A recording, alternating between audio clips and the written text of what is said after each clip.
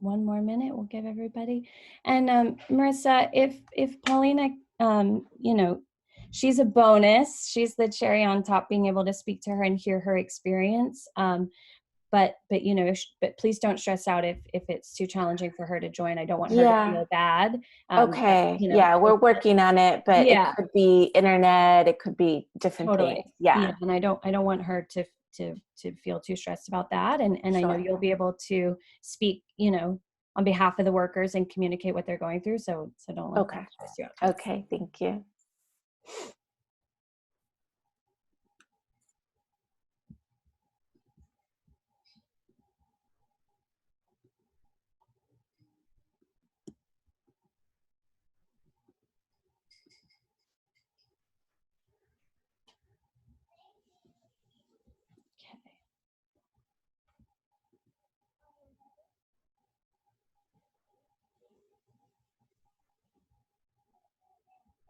Okay, I'm going to wait just one more minute just to be respectful of the people who are logging in right at 9 to join. But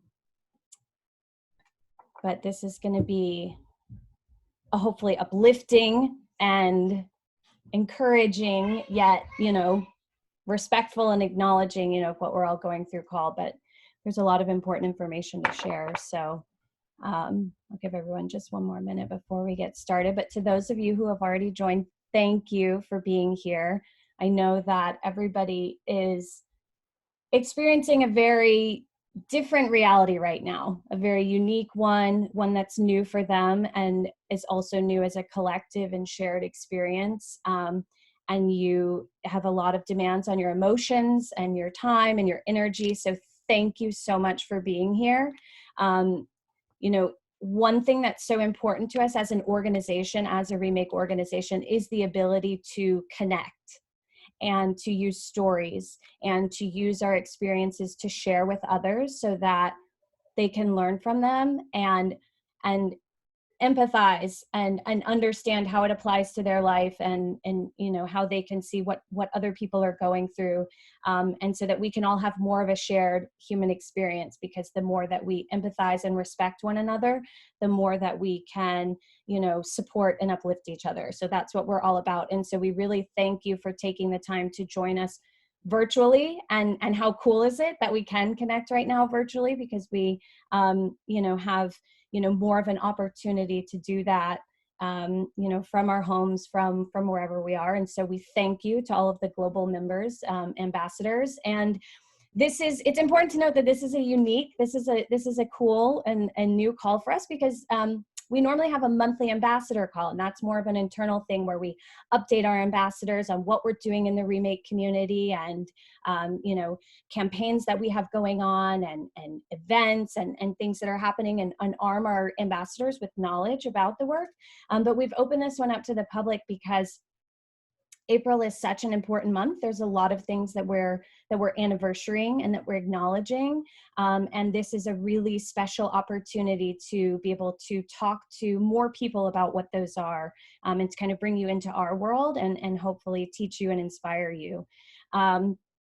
So I want to take a moment to acknowledge why April is so significant for the garment industry. And a lot of you that are joining might have no experience in fashion and might be coming to this because you were invited by an ambassador or a family member. So thank you for being here.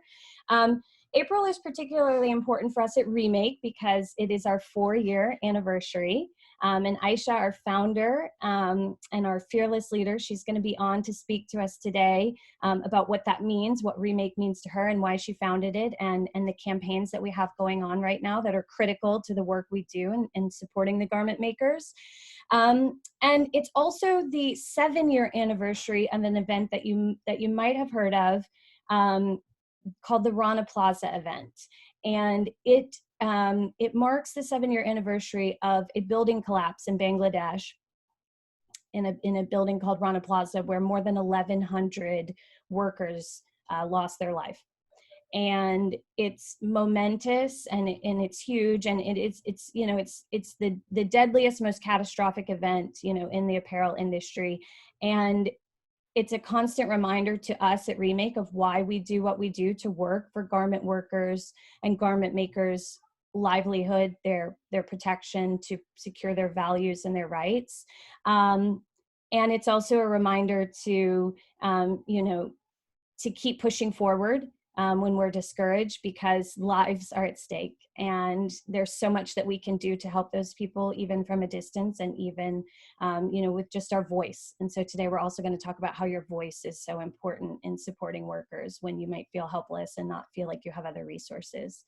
And it's Earth Month, which also comes at an odd time, considering that the Earth is suffering a global pandemic, yet the planetary ecosystem is breathing a little bit freer, since we've seen all of the lightening of carbon emissions and things like that from reduced human activity. So it's a really cool month, and we thank you all for being here.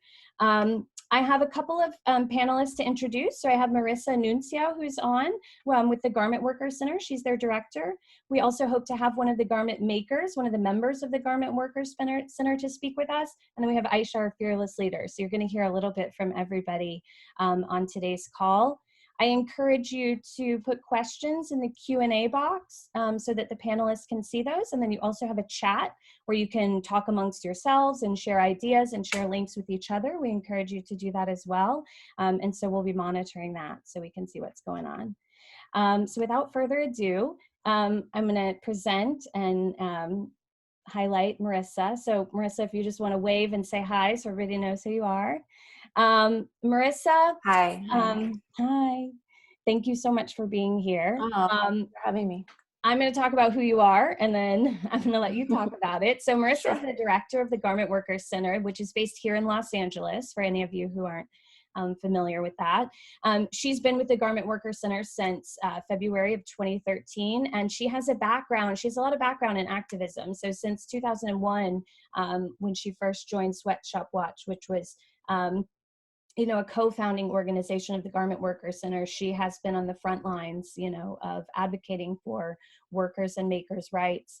And she is particularly proud of her personal heritage growing up in Houston, Texas, where she saw a lot of workers who were from marginalized communities and didn't have access to resources, and kind of advocating for their rights. And so she, pursued a law degree to be able to support them better. So we're very excited to have her here today. Thank you so much for joining, Marissa.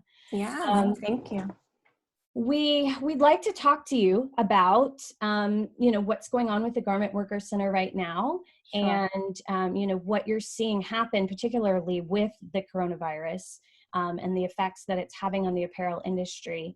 I just want to pause. We're hoping Paulina can join as well. Paulina, are you here? Can you hear us? And are you able to speak? Okay, we'll give her a few minutes to see if she can get her audio working. But Marissa, first and foremost, seeing, having the direct connection with the workers, with your over 100 members and the 45,000 workers that are in the Los Angeles community, what effects did you see, happen in the apparel industry, right when this crisis hit, and how are you seeing that evolve over the past several weeks in terms of how it relates to both the industry at large and particularly the garment makers in Los Angeles? Yeah, we've seen quite the impact. It's been pretty severe and pretty quick. We've been keeping in touch with a little over 100 of our members, and we did an immediate needs assessment about 3 weekends ago, and if that tracks, and it usually does track pretty closely to what's going on in the industry, I would say we're seeing about 3/4 of the industry is just unemployed. Their factory is shut down. It may have gone to reduced hours, and then within a couple of days to just, that's it. There's no more work for at least a month or at least 2 months. And, and understandably, factory owners probably don't know, how long it's going to take to get up and running and what's going to happen. So of course the workforce in those factories, are left not knowing as well. Garment apparel, is it seen as an essential job at this moment under our safer at home orders, or shelter in place orders. So, we just had folks lose their source of income immediately. And, I think what's really hitting me as I think about, what we're doing to respond is that, I've worked with a number of different low wage workers over 20 years, and when things are slow in an industry, it's tough. It's really tough. But in a non-pandemic time, folks can usually, they might, through word of mouth, they're going to find another job, right? Or they may switch over to another industry for a minute, maybe to domestic work, or maybe to being a day laborer for a while, or to a restaurant or car wash. They may, but that's not possible right now, right? That sort of like flexibility and kind of hustle that folks have to do what they need to do to work, that's not possible right now. So folks just do not have an income, and the anxiety level is pretty high, and like, what's going to happen? And we're addressing that in a number of ways. And we can talk about that because I think the audience can really support that. The other thing that we're seeing is that I would say that other smaller percentage, but growing, is workers that are producing PPE. So like face masks or medical gowns. And that is happening, and that is growing. But we're learning from our members that it's sort of hit and miss. Some workers are reporting that, oh, it looks like, they're providing us face masks, or they're thinking about our health. And others are saying they're not giving me anything. Some are saying it looks like the wages are going to be okay, but I haven't got my first check yet. And others are saying, I worked 10 hours today and it looks like I'm going to get about $50 for that work because they're paying us so low per mask. So, from our perspective as advocates and listening to our members, that's unacceptable, right? We can't have workers producing critically needed equipment. And the usual model of, ignoring their labor rights and their health needs continues. That should never be the case. They were always exploited, even more so as they produce this critically needed labor. We can't have that be the case. So we're really advocating for protections at this moment. And I think it's important to note that while some of these things, this instability is being heightened by the current crisis, it's also important to note, and I want to make sure that the viewers understand that that isn't particularly unique to this crisis for the workers, that instability of work, that, not knowing what they're going to get paid on a daily basis, not having, official checks and being paid cash under the table, and not being sure where, if the business that they show up to work the next day is even going to be open, that these sound like crisis type realities, but I think it's important to note that this is actually the norm to the industry, and some of these aspects are only being heightened by the current crisis in terms of the instability and the fluctuations.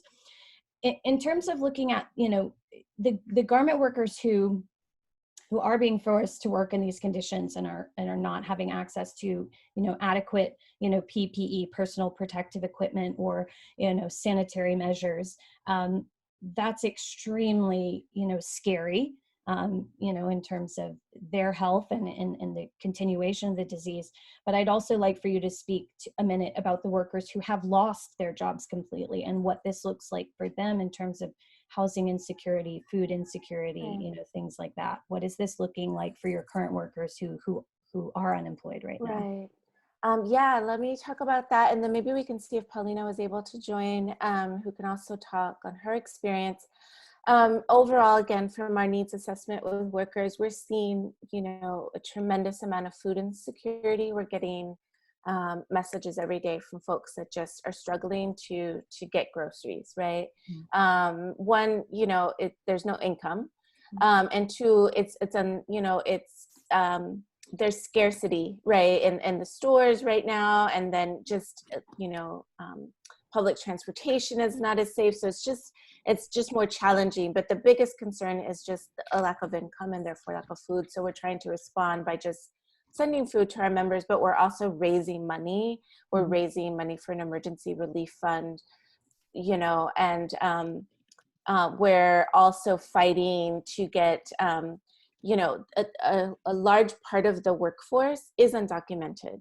And what that means, you know, is that folks who are undocumented in this country who have been providing really important labor, or who are providing really important labor, millions are left out currently from our system of unemployment.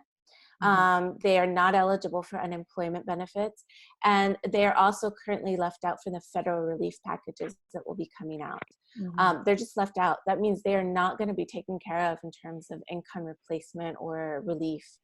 And so another big push for us, and urgent, is we're actually campaigning in California to have a sort of parallel system to unemployment that would be open to undocumented workers for income replacement, as well as independent contractors. Though that's not our particular workforce, we know that that's another vulnerable workforce that, you know, again, if you didn't have an employer paying into a system for you, then you're left out. And so, you know, low-wage advocates are campaigning together to get that system in place. So we're working hard on that and hopeful, yeah. Yeah, and I think, you know, again, an important note to highlight for a lot of people who are joining this call who, you know, who might not have experience and knowledge of the apparel industry. You know, a lot of people take for granted, they say, oh, well, California has, you know, minimum wage laws. And so aren't those workers making enough money? Like, you know, can I feel confident about buying something that's made in the USA, that's made in Los Angeles? And the reality is that while there are, you know, there are measures, there are laws in place to ensure their safety, to ensure the conditions of the factories, to ensure that they're on the books and that they're making minimum wage. The reality is that a huge portion of the industry is off the books, is under the radar.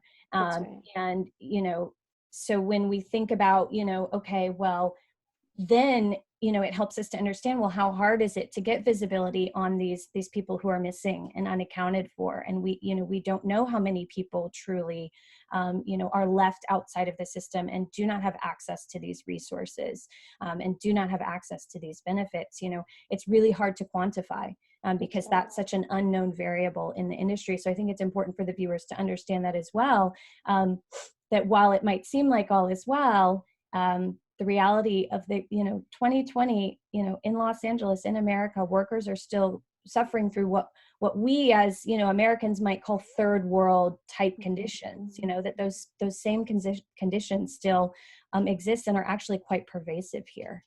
I wanted to stop and check. Paulina, can you hear us and can you speak? Yeah, I could hear you guys. Oh, great. Thank you, Paulina. I'm so glad you're here. I would like to introduce you to everybody. So Paulina Miguel is, she's a Garment Worker Center member, and she has been working in the industry since she was 19, and her whole family is involved in garment making. So she's seen that, you know, from her parents, and she has been, you know, working with the Garment Worker Center to advocate for better conditions. Thank you so much for being here, Paulina. We really appreciate it. It's very important for our audience and for people to hear your story and to hear, you know, what you're experiencing right now. So can you talk to us about what you have seen happen, you know, particularly with the coronavirus and how it's affecting you and your job? Oh, yeah. Hi, everybody. My name is Paulina Miguel. Good morning to everybody. Good morning. And I lost my job when coronavirus started in May 20th. And the company told us that I work with my mom. Both of my parents are garment workers, and I work in garment too. And then the company told me and my mom that the company was going to close down because for the coronavirus.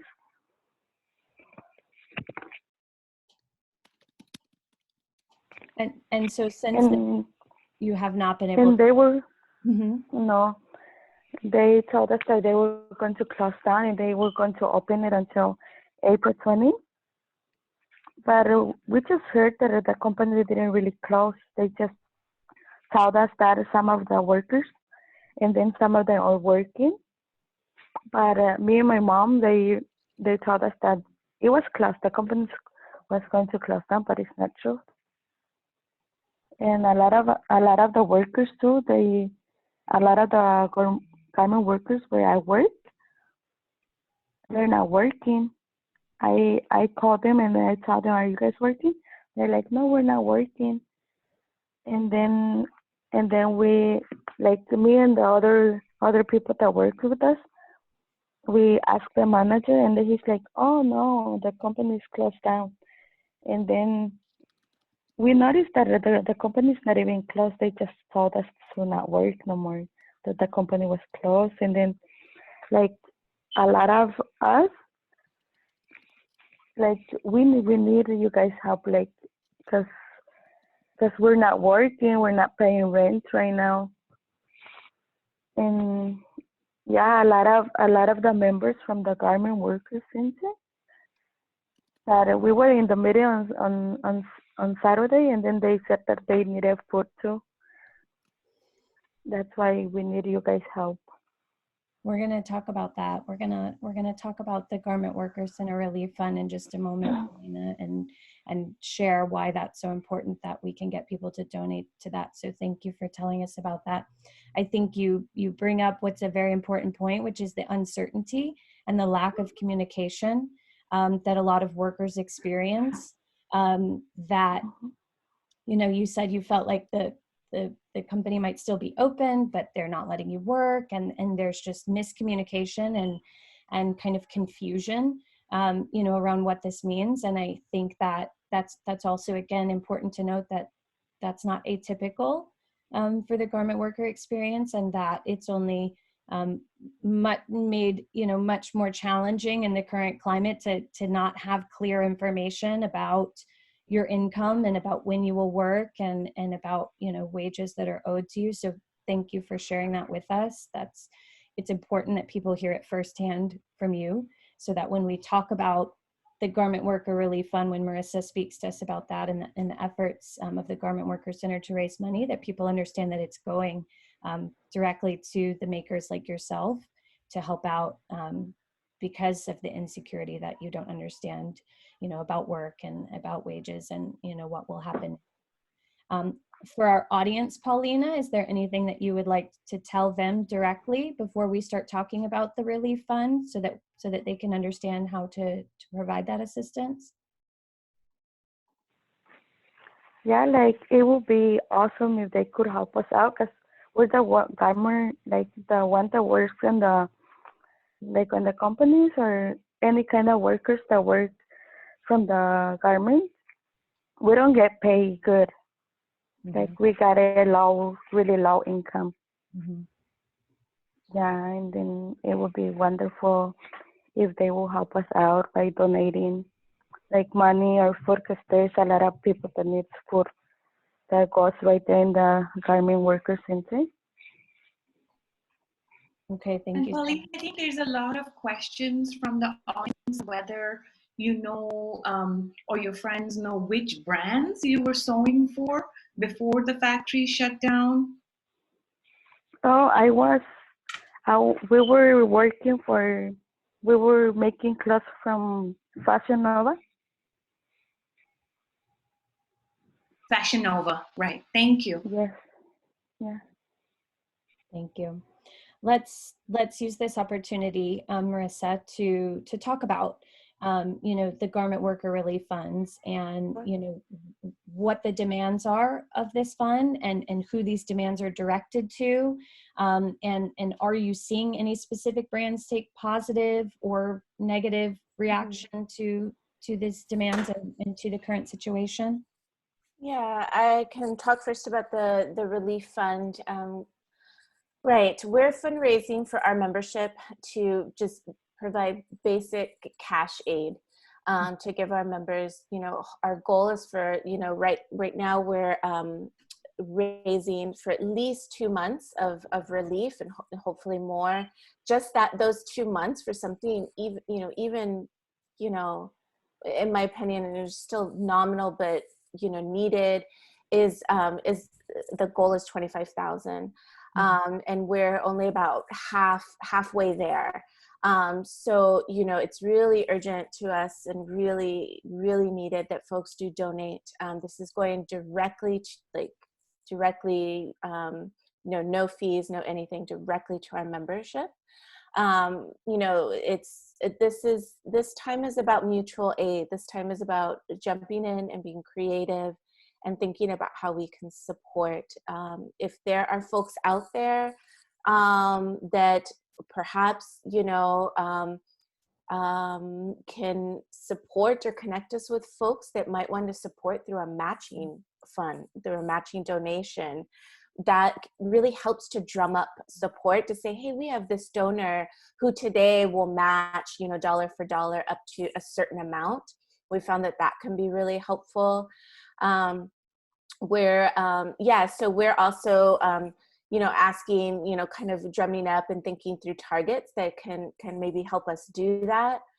So that's a really important thing for us. Also, we see this as sort of emergency aid, as well as, what are the sort of like policy and advocacy pieces that we can be pushing. So we have the relief fund.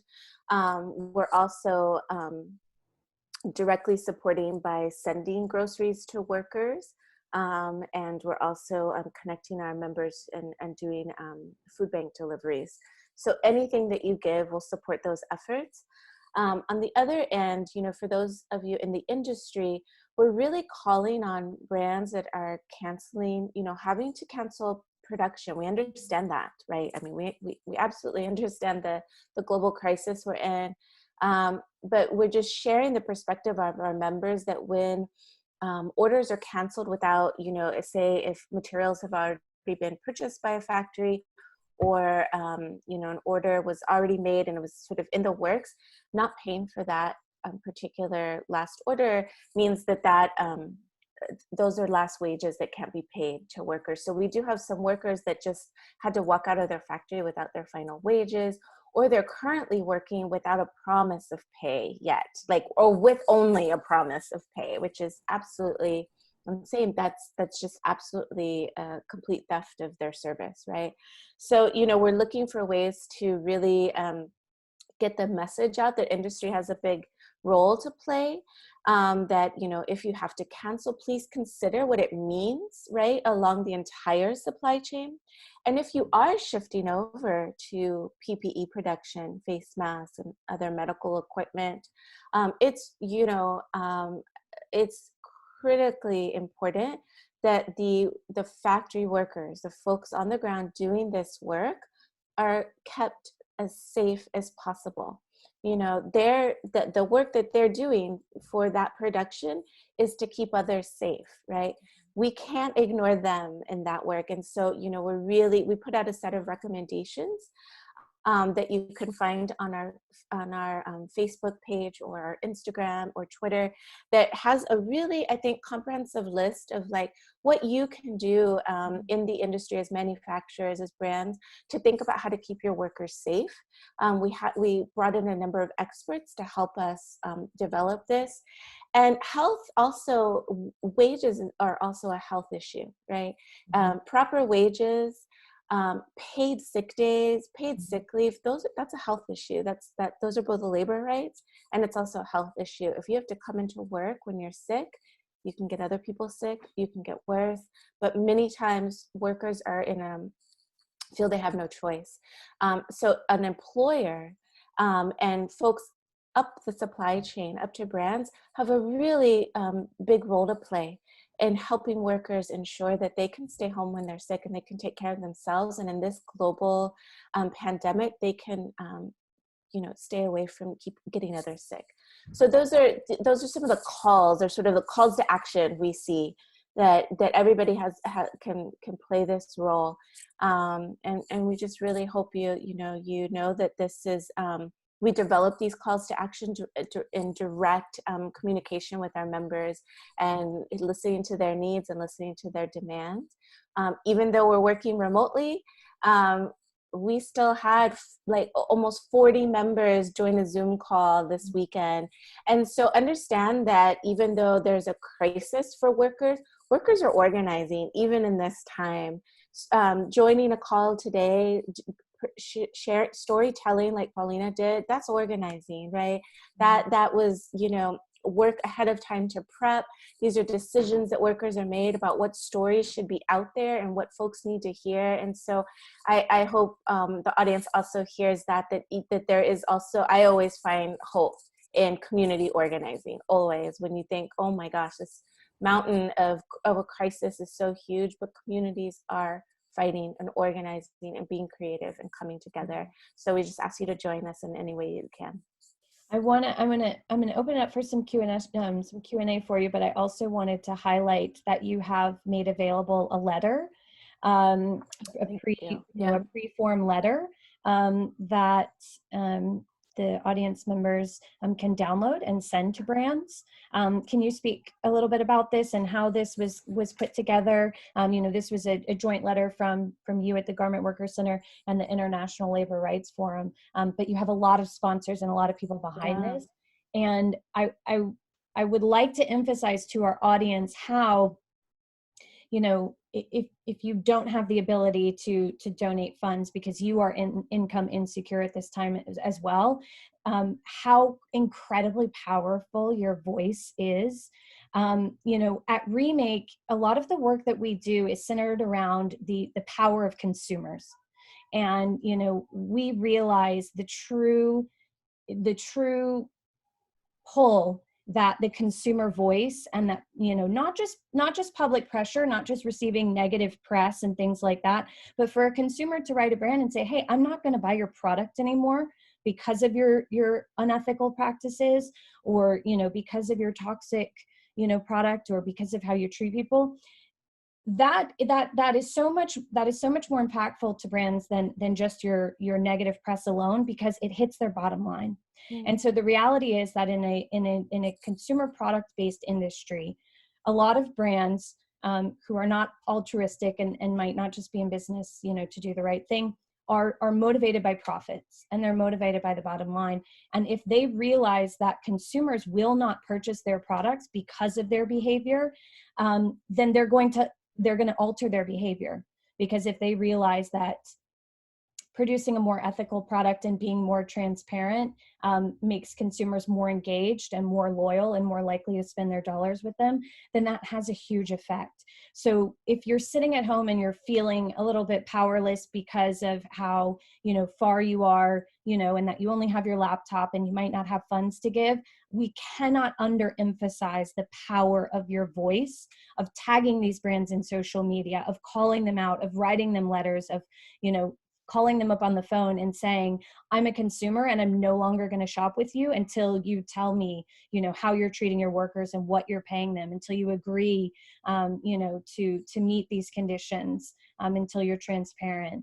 And that really has an effect. And when we get to our movement, our pay up movement, after we speak with Marissa, Aisha is also going to talk about how we've actually seen brands respond to this call. So when you look at this letter here from Marissa, and you can go to the website and download it to send, please understand how incredibly powerful that actually is, and how using your voice does make a huge impact. So Marissa, can you kind of speak through who joined with you to create this, and what, I couldn't fit the whole letter on the screen. Sure. So can you kind of talk about what it's calling for and what it's asking and what it's outlining?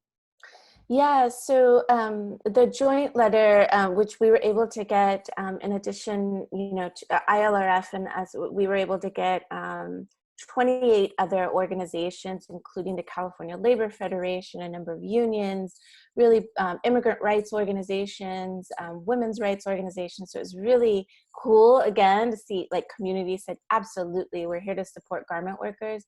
And the idea was, as I mentioned, those recommendations we put out for workers' health and safety protections and labor rights, that we decided that should go to our local government, state, city, and county, but it should also go to brands.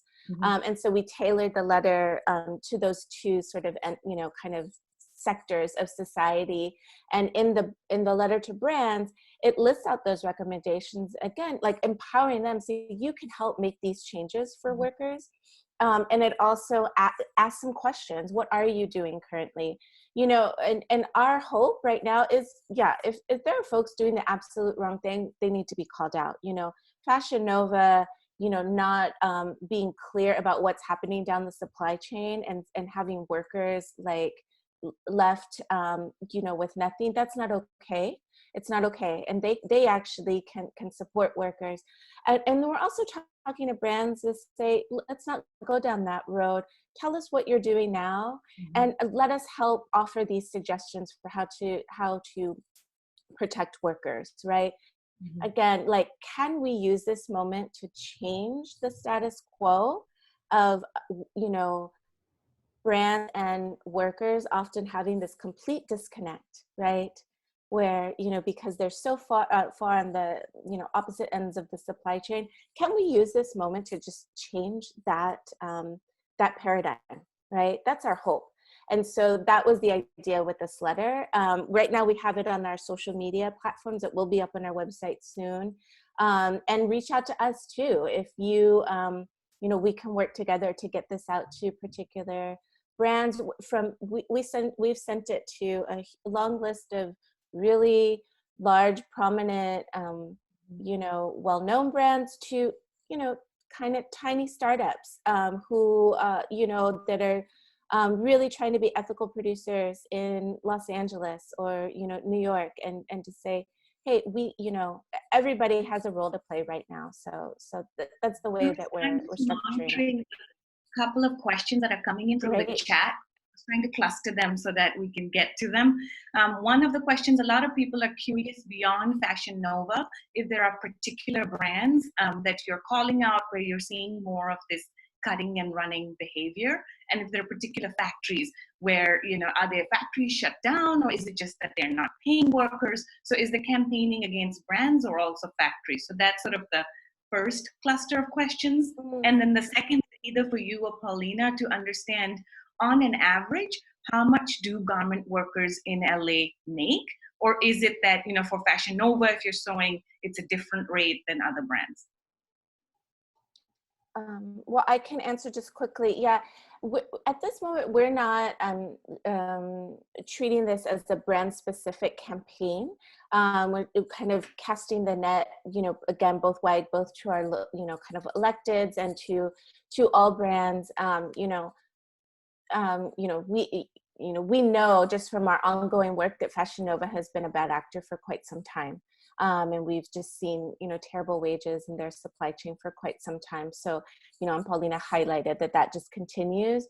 We are monitoring though. We are trying to gather all the information that we can, both on who's doing a great thing and who's not, right?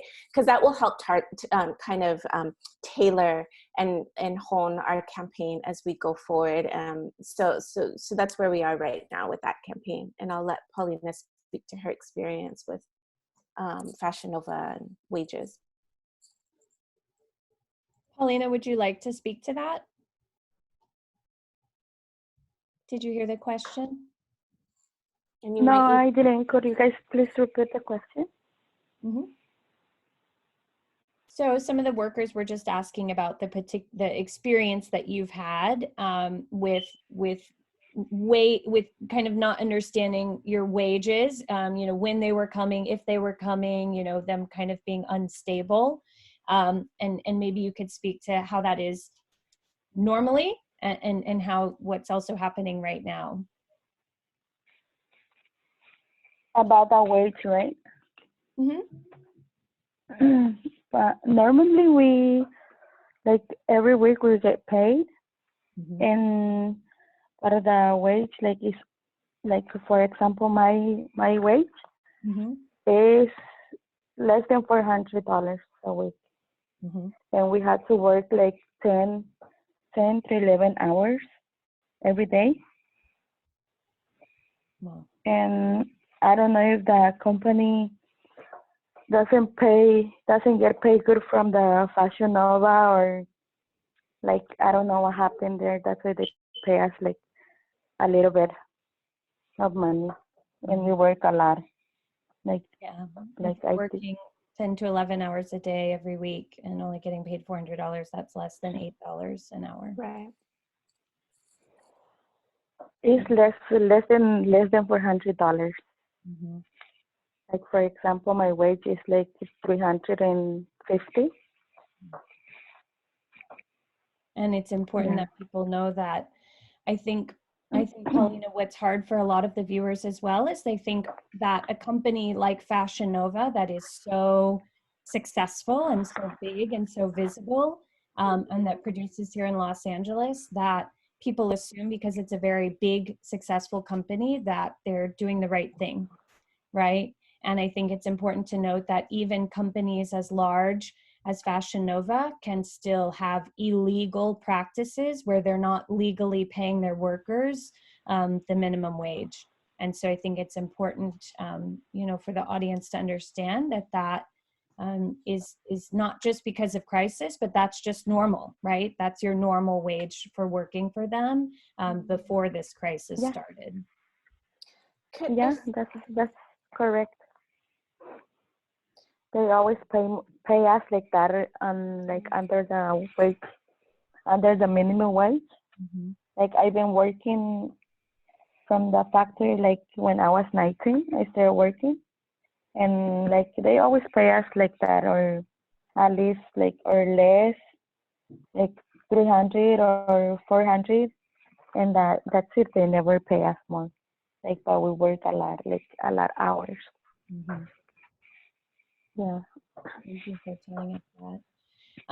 Marissa, one of the questions that came in was curious if the Garment Workers Center has had any contact with the fashion brands that are promoting that they're making PPE, and have you been able to verify that some of the fashion brands that are, doing this, philanthropically and trying to promote this are making sure that the workers who are making these, are in safe and sanitary conditions? Have you spoken with any of them directly?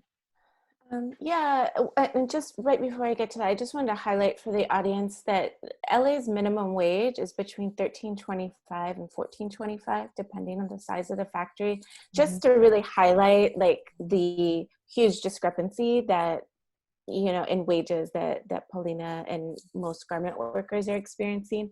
And also that we know that, as Paulina said, she said, I don't know if that means the brand is not paying sufficiently. Right.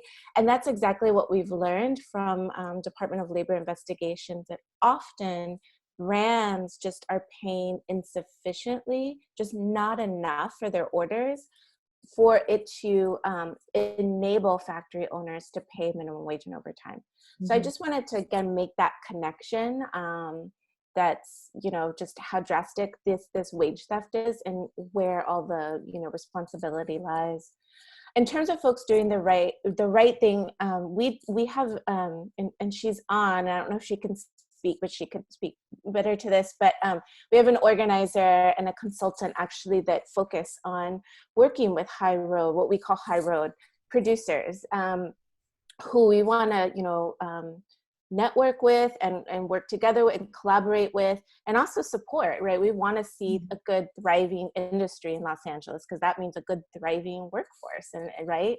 And so we're learning from, that there are some folks out there, with smaller kind of scale of production, but that are, either, like taking social distancing kind of measures within their factory to, keep folks apart, to provide masks, to take temperature checks when folks come in, hand washing stations. We've learned of a few places, and just been talking to them. And again, there's smaller shops like Nana's Atelier and So Sway Shop. Everybody can read in the paper that, LA Apparel, which is, the former CEO of American Apparel, moved on to LA Apparel. We're hearing mixed things there, but we do think that, there are some better conditions there than we see in other shops. And that's important to highlight, that it's possible. I always say that, it's possible. It just takes creativity. It takes, you know, really that workers are part of your business model. They're part of your costs, right? And protecting them should just be a part of your business, you know, model always. So we're learning more and more as we network. And I think it's also probably important for us to think about how to support them and promote them. We've got a lot of going on, but we're kind of creating a kind of coronavirus kind of, you know, website, you know, right? And so I think, you know, maybe it's probably important for us to also talk about how to promote some of these local brands that are doing the right thing. That is a good segue over to our founder, Aisha. I want to talk to her. Guys, if we didn't get to your questions, your Q&A with Marissa, we're saving the chat, and we'll make a note of those, and we'll address those in the follow-up email with the recording of this, so that we can get to all that. As you've seen, just a quick note, Annie put in the chat, who is also one of the organizers of the Garment Workers Center, one of the executive staff there. She put in her email address, and she put in a link to the relief fund. So you can check on both of those, but we'll also be following up with that in our email. So I would like to hand it over to our fearless leader, Aisha, to talk about our Pay Up campaign. Wonderful. Thank you so much, Rebecca and Marissa and Paulina. We so appreciate you all. Hello to our ambassador community, but knowing that we have also opened this call for the first time ever to your friends and family. Just sort of 2 seconds on Remake. We are an advocacy organization. We focus on making the fashion industry a force for good. As Rebecca mentioned at the beginning, we are 4 years old as of April. And one of the things that we do is a lot of this education and leadership development, making young change makers like yourself feel that you have a voice, know that the power of your voice matters in steering brands towards good behavior and pushing the right types of regulation and holding policymakers accountable, and that your wallet matters as well. And so on our platform, remake.world, we have a good list upcoming soon. We're going to have a naughty list. So we both push out brands who are not walking the walk, who may be greenwashing, but also the brands that are doing more good, so that we can buy less, but buy from brands that are truly wearing our values. So that's us in a nutshell. I wanted to share a little bit about how coronavirus is impacting garment workers the world over. As you all know, as COVID-19 has spread, it has had a disproportionate impact on the world's poorest and the world's most vulnerable. And what that means in the context of the fashion industry is the women on the assembly line. You know, whether we're talking right in downtown LA or Cambodia or Bangladesh or Pakistan, where I'm from, there's a core truth that fashion is built on the oppression of Black and brown women around the world. And often the conditions that they work in are without dignity. They work long hours, there's a lot of health and safety implications. We are remembering Rana Plaza as we're walking into April, and just how much of loss and lessening of human life occurs in making fast fashion. What we've been doing behind the scenes as the virus has spread globally over the last 3 weeks is really convening labor activists, academics, community organizers, groups around the world to understand what's happening with COVID-19. And the thing I think for you all to know is that whether it's the 45,000 workers in downtown LA or whether it's the 4.1 million workers in Bangladesh, the situation is very similar. As retail stores are starting to shutter, as online sales are starting to plummet, as brands and retailers are worried about their leases and their company values, one of the things that the industry en masse has done is cut and run. And what I mean by that is it's very common in the industry that the suppliers will front the risk. And so usually suppliers for 60 to 90 days aren't paid till product is shipped. So they are essentially fronting the material cost, they're fronting the labor cost. Once the product has left the port, after 60 to 90 days, they get paid. Of course, with COVID-19, what's happened is that a lot of retailers and brands for orders that are already in production are essentially canceling them. And so what that means is the brands are canceling them. They're using a clause in the contract to force majeure that we are unable to pay because our sales have been decimated. But for the factories, it's put them in a real liquidity crunch. They are not able to pay workers. We're hearing of mass layoffs in Myanmar, in Cambodia, and Bangladesh, mass layoffs that are happening where workers are not being paid. Remember, these are people who are already living paycheck to paycheck. They don't have severance. I don't know if you've seen some of the images of workers in India and Pakistan walking hundreds of miles trying to just get home. And the thing that is really scary here is we are operating in countries where there's just no safety nets. They don't have access to healthcare. We've heard from workers directly in Bangladesh about, the hotlines being overwhelmed, the government packages not being enough.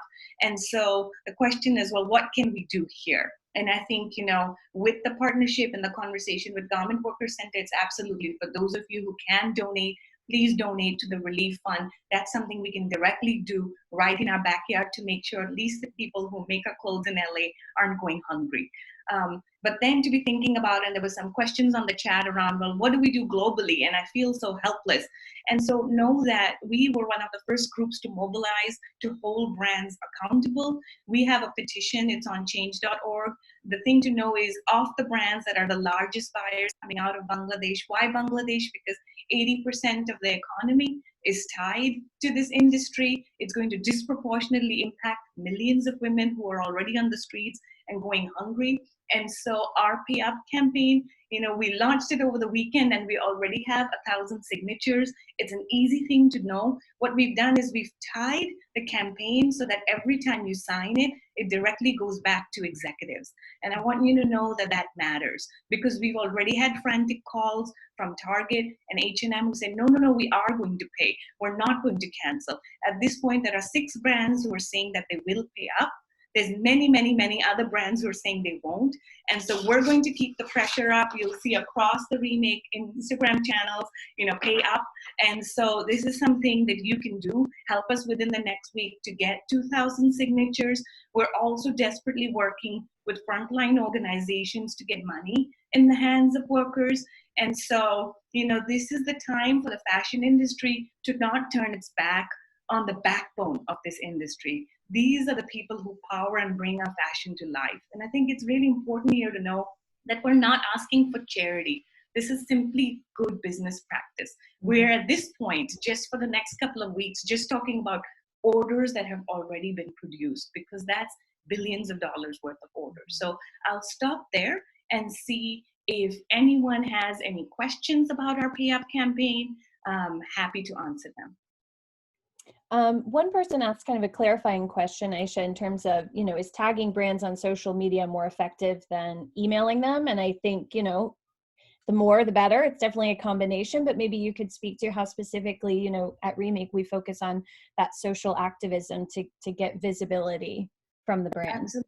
Absolutely. I mean, I think one of the important things here is that there's strength in numbers, right? If all of us are just tagging our favorite brands on social media, it helps a little, but it's a trickle effect. But what we're trying to do is really have a cohesive strategy. So the petition, we're going after the biggest actors in Bangladesh, right? And we're going to similarly start efforts in other places. But what we've seen is, once a big brand that is producing in some of the lowest wage countries says yes in Bangladesh, then you have the trickle of their impact in Cambodia and Myanmar and other places. And so with the petition, the chief sustainability officers, where we have emails, the CEOs are directly getting those emails. And so that really matters. So I'd say it's almost an and strategy for those of you who are on Instagram that are tagging people. A lot of these brands are very reputation sensitive.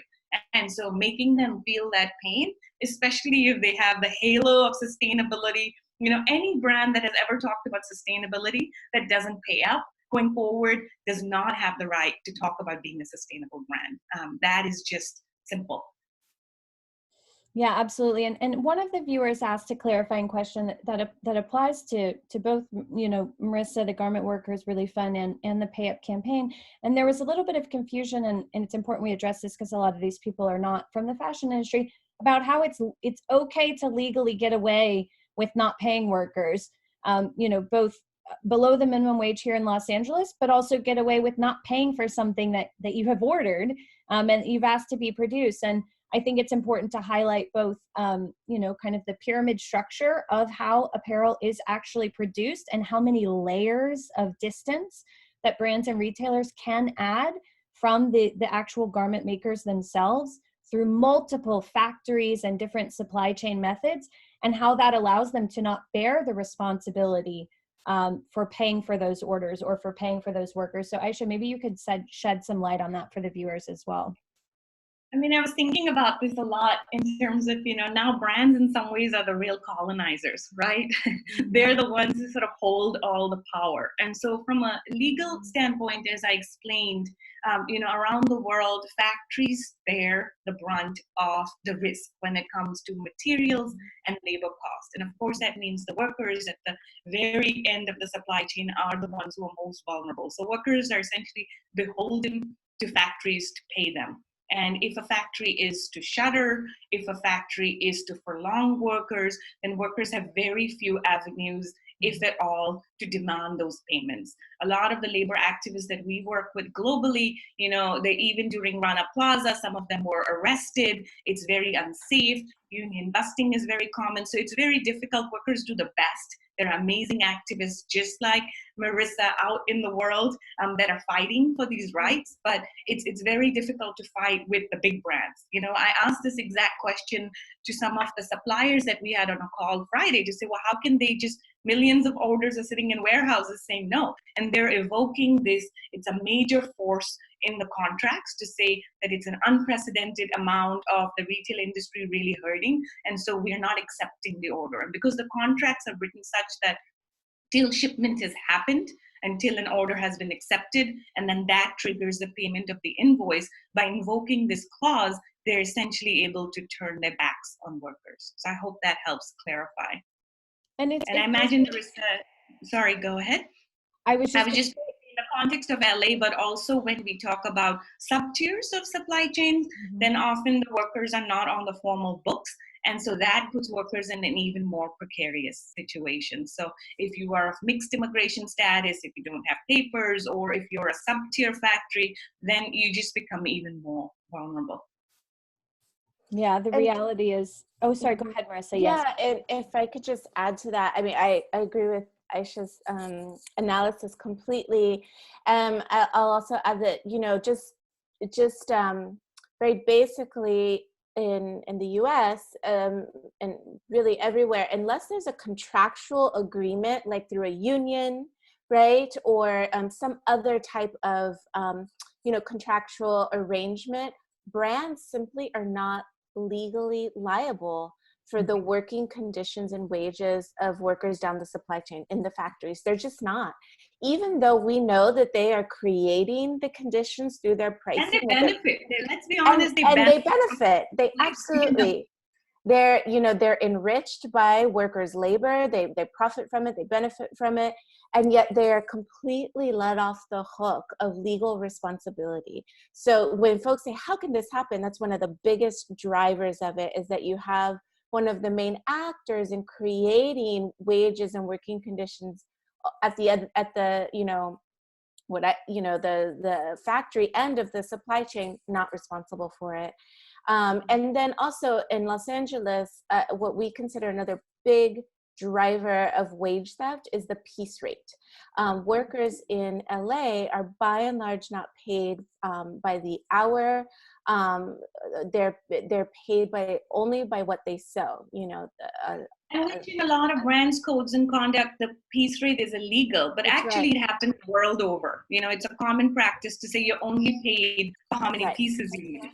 That's right. That's absolutely right. It is very common. Piece rates can be as low as cents.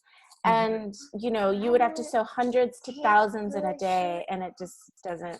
My little one, we're all living in crazy times, right? My kids might bust in right here as well.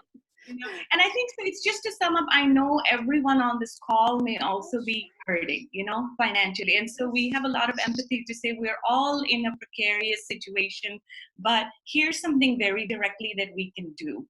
So if you are able to give, and one of the things, Marissa, we will do is make the petition available to everyone on this call and our community, as well as a letter for those who are, able to do the advocacy work. and then also signing on to our petition. So it's holding the global industry accountable. One thing that hasn't been mentioned here that I'll say very quickly is, the other thing we've been doing is really engaging with press. The press has been very quick to give accolades to brands for making PPE, for making masks, oh, how wonderful, without thinking about something Marissa brought up, which is very important, that are the workers making the PPE even safe? Is it being done with the CDC guidelines? Are they being kept safe as they're making this important equipment? But I think it's also important to remember that, a charity doesn't cancel out good business practice. And so similarly, I see on the chat here someone saying, oh, Primark is setting up a fund to pay wages. And so one of the things we're really trying to understand is, well, how much? Because the canceled orders in some ways is worth a lot more than any sort of charity emergency relief fund that the brands do. And so we're in a precarious enough situation to just unlock funds, whatever, whether it comes from foundations, whether it comes from brands, because workers are food insecure, they're housing insecure, but the accountability threshold has to be to pay up for your orders, because that's worth a lot more than, a 40K, 50K, whatever investment they may do from a relief fund standpoint. So we're right at 10, Rebecca, so I'll turn it over to you. But please know we're going to stay tirelessly connected. You can follow us on Instagram, Remake Our World. You can follow us on our website. If you are interested in this type of work, definitely join our ambassador program. We have over 300 young change makers up and down the country. We talk about, in this time of isolation in particular, it's nice to feel like we are a community of advocates that are coming together. And so definitely, if you're interested in the ambassador program, let us know as well. But I'll turn it over to you, Rebecca. I know I've talked more than I should, and I'm sorry. And thank you so much, Marissa. Really, really appreciate you and as well as Paulina's time. Yes, no such thing as talking too much, because you both have so much wisdom, and Paulina, you as well. You have so much value to add for all of us to be able to take this opportunity to use our social distancing to actually try to empathize with the very unique situations that so many people around the world are going through, and how it affects us all so differently. And so this ability to connect is invaluable, and there, your words and your stories and your work is so important. I did a last minute switch on this image, Aisha. I forgot to prep you because I wanted to show community in action. And this was a recent clothing swap. And this is why being a part of our ambassador community is so special and so powerful in numbers, like we talked about. So this was a recent clothing swap here in LA with some of our partner organizations, Role Model Management and ambassadors, and some Fashion Revolution representatives. Shout out to Nicholas. But you can get involved and you can hear about the work that we're doing. You can, follow us on social media, and you can repost these posts and tag brands. You can subscribe to our newsletter. You can join the ambassador program to receive more news and insights like this. We will follow up with this call to everyone that registered through Eventbrite and through all of our ambassadors via the email that you gave us, so that you have all the information that we've shared today. You have the resources to donate to the Garment Worker Relief Fund and access to the campaigns to sign the petition and to share this message. If we could leave you with one thing, it's to please remember how incredibly powerful your voice is, and that if you feel helpless right now, using your voice to call brands, to email brands, to tag them, to sign the petition, to give just a couple dollars, anything that you can give to use your voice will speak for the people who don't have a voice. The reality is that if you're joining this, you most likely have internet connection, you have a computer, and you are perhaps, not at work right now.